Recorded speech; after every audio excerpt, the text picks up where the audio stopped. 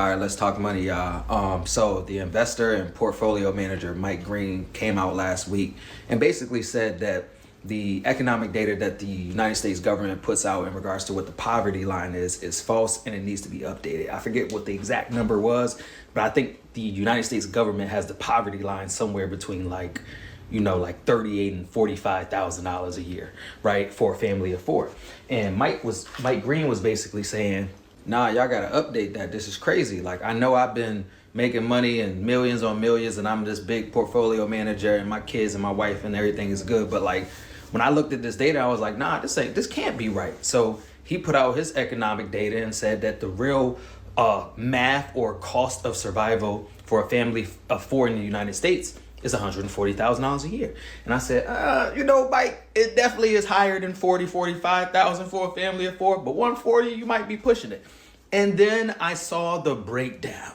Let's go over this breakdown, and I'm gonna compare it to myself, who lives a modest life in Connecticut, right? And show you how realistic what this dude is saying is real.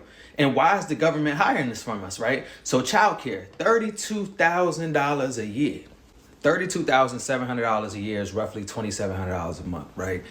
We are blessed. We have a 14-year-old and an 8-year-old, so we don't have daycare costs. We got just general costs of raising children and after school activities and sports and things of that nature. But we don't have that bill.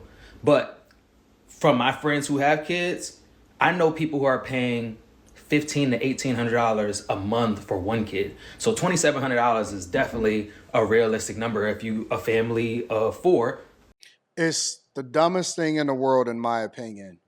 And this is why we have to start minding this stuff out, because we keep talking about childcare. The childcare industry, in my opinion, is just a way for people to finesse money out of people that are not living traditional lifestyles. There's no reason why you should ever choose, first of all, to have a child out of wedlock. Secondly, if you are married and you decide to have children, you need to make sure that you can afford them. And when I mean affordability, I tend to look at it as a traditional lifestyle, meaning that the man goes to work, they minimize their expenses, they have a community around them in which they, usually work together with different people. So in my family in particular, the way that I raised my daughter, and I didn't even have a lot of money because my daughter was born in 2008 in the middle of the crisis.